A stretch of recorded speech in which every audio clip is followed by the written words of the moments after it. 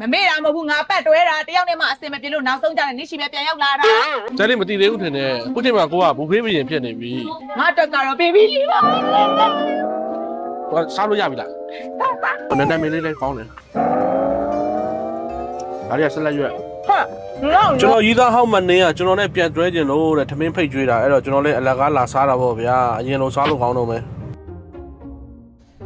ဟေး ဟာမနေ့ရောက်လာပြီလား ဘာမနေလေနင်ငါ့ကိုရင်တော့တဲလေးလို့ခေါ်ပြီးဘာခေါ်မှမနေ အားနာလို့ပါတဲလေးရတယ် ဟာအေး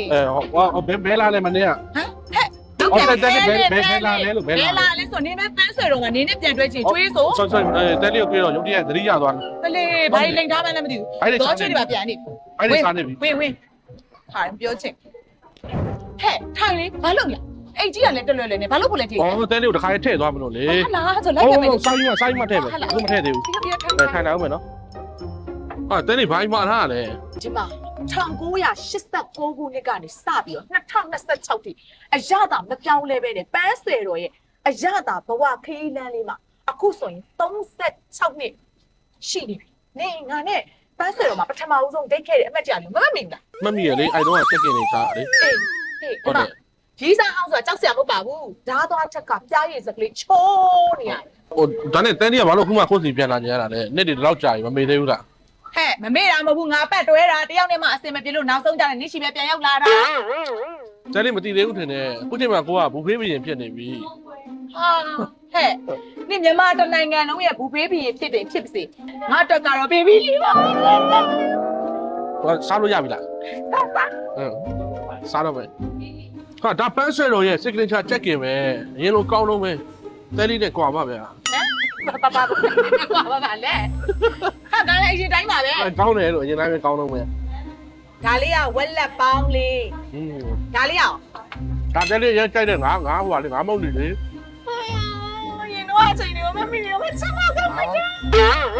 ဆရာလေး တဲလေးရတာထားသွားတာကိုကအမြဲတမ်းသတိရနေတော့မယ် ဟုတ်လားတတိတာရနော်အစားတော့ကည ကောင်းလိုက်တာဒီသားဟာတော့သတိရတယ် ဟာကြီးစားတော့ဒီမှာဘေးမှာထိုင်တယ်လေဘေးကြီးတာဟုတ်တတိယ ဟိုတဲလေးကိုသတိရတယ်လို့အရင်ချိန်နေကို နော်အချိုးကမပြင်ကျင်သေးဘူးစားဒီကပြန်တွဲရဘူးဒီကမမြမြဟွာလေးကငါတက်မရပါပြီးလေဒီကပစုံတုတ်ခင်းဆိုရင်လည်းလက်ဆန်းနေရပဲပြီးချက်ခင်းနဲ့မုတ်တီနဲ့လည်းရတယ်တင်မော်တီတောင်ဒါလေးကဝက်နံရိုးမြစ်ချိုးဒါလေးကကြက်ကချင်လေးအကုန်လုံးကလေအရန်လဲကောင်းတယ်ပြီးတော့ဘေဘီအကြိုက်လေးတွေဒါပေမဲ့မကောင်းတာတစ်ခုလို့ရှိရပြီလား ဘာလို့လဲ ဘာလို့လဲဆိုတော့အရင်တော့ကနေနဲ့ငါနဲ့ပန်းဆယ်တော်မှာလာစားတော့ကလေနင်ငါ့ကိုစားပါအောင်လားဆိုပြီးတော့မခေါ်လို့နေနဲ့ငါနဲ့ပြတ်သွားတာအခုဒုတိယတစ်ခေါက်ပြန်တွဲမယ်ဆိုပြီးလောက်တော့လေနင်ငါ့ကိုကိုယ်တည်းစားပါအောင်မခေါ်ဘူး တော့ဆွဲရဲမေ့သွားလို့ပါအရင်ကောင်းတော့နည်းနည်းလေးသတိလက်လို့ဖြစ်သွား sorry ပါလားခွန့်ကျွေးမယ်စားပါဦးကျွန်တော်နည်းနည်းမင်းလေးလည်းကောင်းတယ်ဒါရီကဆက်လက်ရွက် ဟာနော်လာရထင်လား ဟိုအတိရွက်စားတော့အသားကြီးလောက်အောင်လို့ပါ အခါရပြောကွာ အသားကဖို့တော့လေ ငါလေ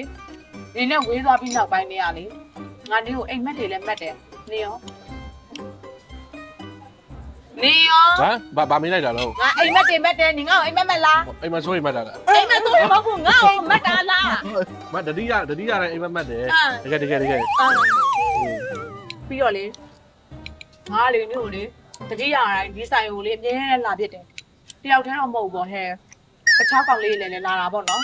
ဒါပြည့်နေ့နေရာမှာအစားထိုးခဲ့တာပါ မရဘူးမလား မပြင်းပါဘူးငါလေမပြင်းဘူးပြီးတော့ငါလေမြို့ရင်းမှာရှိနေဆိုမြတ်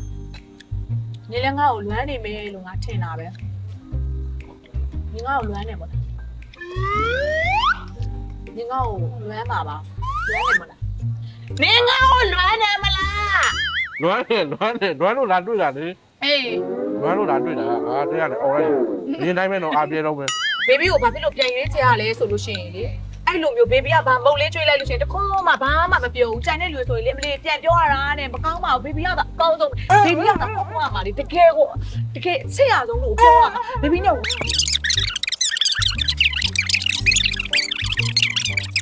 1 hour later. ဟိုပါဦးလား ဟမ်တော်ပြီမမတော့ဟိုတော့ဝေလောက်ပြီဟုတ် ဟိုအဲ့ဒါဆိုရင်လေဟိုတဲလေးနဲ့ဘီဘီနဲ့ပြန်တွဲတော့မှာ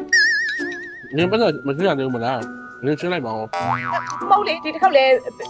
ဟိုဘီဘီပဲရှင်းရမှာ ငါဘေဘီအချစ်တွေကမပြောင်းလဲဘူးလေတဲလေးကပြောင်းလဲကျင်လို့လား အော်ရှင်းလိုက်ပါမယ်ဟုတ်အရှင်းမယ်